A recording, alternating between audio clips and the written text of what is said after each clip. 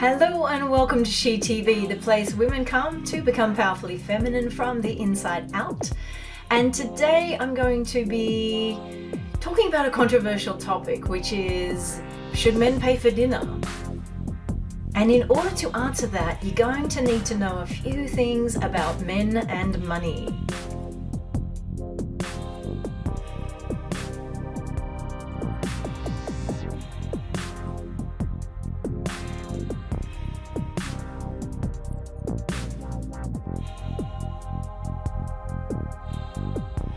And whilst I've got you, if you haven't subscribed, subscribe over here and click on that little bell icon and it will notify you of when I upload new videos.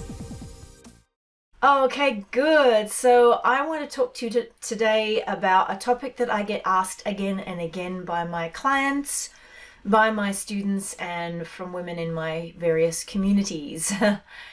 And the question is, the big $1 million question is, should men pay for dinner? Drum roll.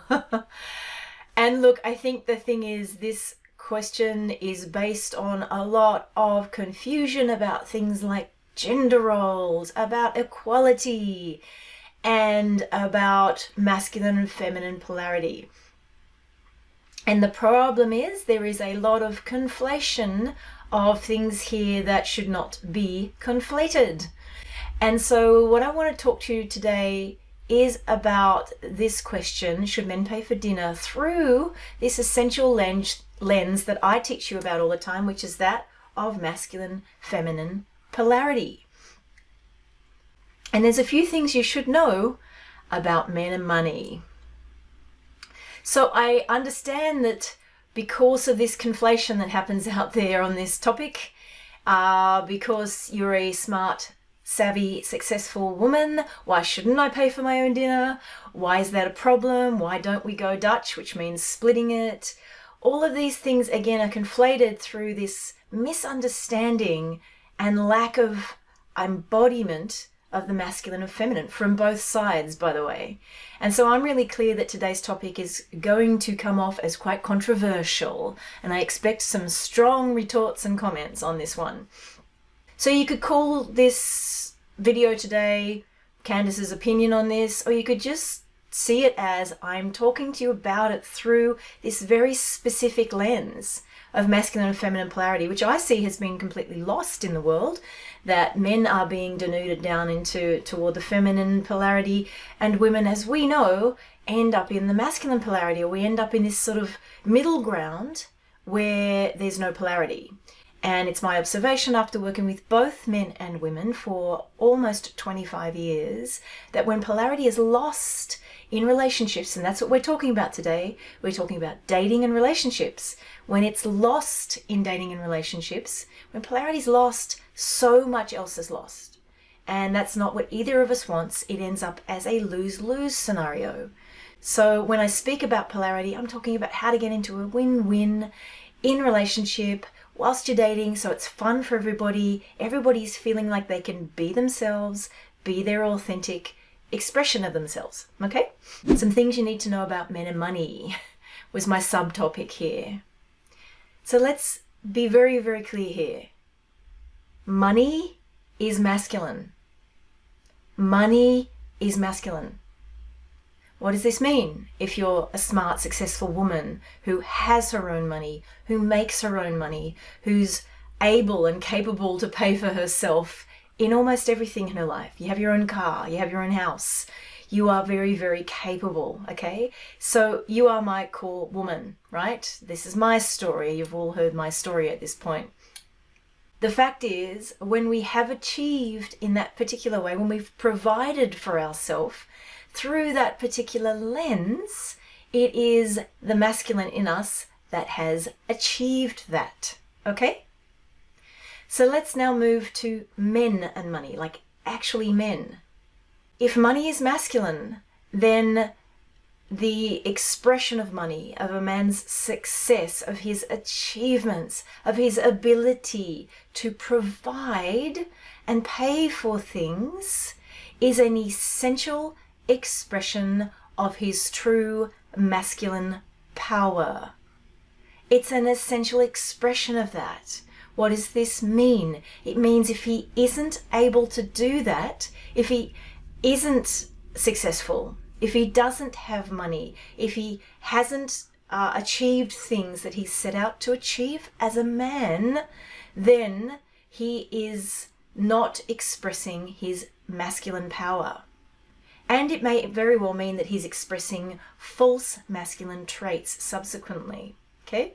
So what does this mean for you as a smart, successful woman who can pay for the dinner, who can create boundaries there, who can hide behind her own money? And let's face it, we've all hidden behind our own money and our achievements before, right? Smart, successful women, we've done that before. And so what does this mean for you? This means that despite the fact that you can provide for yourself, despite the fact that you could share this dinner or pay for it even, if you want to, if you're here, if you're listening to me because you're seeking to be able to be, to want to be moving more into your own feminine polarity, then you have to feel the polarity with regard to anything to do with money and provision. Now, look, a little caveat sidebar here. This is not the only way in which a man wants to provide for you. And if I haven't said that outright, provision, providing for you, is one of the essential core expressions of true masculine energy. Okay? Just to be super clear, provision, providing is masculine. So, back to our previous topic. You are able to do this, but you're seeking to be more feminine. You're seeking to move more toward the feminine polarity. What does this mean? If you're super successful, then you want to be attracting a match, an equally successful or maybe more successful man who can provide that for you. And by the way, who wants to. If a man is in his king, in his true masculine, he wants to provide for the feminine in his life. And by the feminine, by the way, the feminine also means his children, because when children are young, they're more in their feminine orientation generally, okay? They're more in that receptive. They need to be provided for and taken care of, right? And that's not a weakness, it's just where children are at. And the feminine, the true aspect of the feminine is that of receptivity. So let's just look at this dinner scenario, which is what our topic is today. If masculine is about providing and a core aspect of the feminine is about receiving, and we both want to be more in our true masculine, true feminine polarity, then for God's sake, let the man pay for dinner. Let him provide for you. It's very basal, it's very basic, letting a man provide for you dinner. It's like the image of back in the caveman days, that the men would go out there and hunt, and then they drag the deer or the antelope or whatever back into the cave, put it out on the floor and say, ta-da, I have provided for my family. And it makes them feel good. It does something for their testosterone, okay? So back to why we want to be in polarity. We want to be in polarity because it's good for our hormones. It's good for sexuality. It's good for intimacy. So many positives when we allow each other to be ourselves. We allow the men to be masculine. We allow the women to be in their feminine. So the next thing I wanted to make you think about is, look, if a man can't or won't pay for dinner for you, then what on earth is this telling you about a future with him? Right? You know, I like to position dating with my clients to make it fun, make it light, but also I show my clients how to be really, really smart about their own inner instincts, about what I call red flags, okay? So if this man can't or won't pay for dinner for you, what does this tell you about your future? What does this tell you about providing a house for you, or travel, or for goodness sake, raising a family, which in this modern day is excruciatingly expensive thing to do, right? So what are these things telling you about this man? And at the end of the day, this is going to be your own internal decisions here. And if it is hitting some unworthiness in you, then you need to do some therapy or some transformation work to stand in your queen, stand in your value. Now, the other thing I wanted you to think about, if you are the type of woman who has been in a habit of attracting men who don't have their life together, then I'm sorry, but you have gone into a mother-child relationship to this man. So if you're the one that's capable, is successful, makes the money, and he doesn't, then you end up in a mothering dynamic with him, which often becomes more like mother-teenager, right? You know why? Because even when you build a man up, even when you pay for him, even when you lead, even when you do these things that are masculine energy things, he may accept it in the short term, but I can promise you, in the medium to long term, that man is going to resent you. He will resent you for that. Why? Because you're emasculating him. You are fixed in a dynamic where you're telling the man you aren't able to or capable of being masculine. You can't sort this out yourself. You can't find a solution here. And whenever we as women step in and provide those masculine things for a man, we emasculate the man. And they will hate us for that. They'll resent us for that. And I'm pretty sure that's not what you want. So, in conclusion here, the masculine invests in us through providing for us, for making us feel safe, for standing up and being our hero. These are things that masculine men do naturally and love to do for high value feminine women. Okay? And the question that I often get back from women in my community is, well, what do we provide for him? What are we investing in, right? And that question can only come when you don't value what the feminine is, the intrinsic worth and value of your feminine energy, your feminine power, and how high quality masculine men will fall over themselves to give to love, to adore, to cherish, to provide for a feminine woman.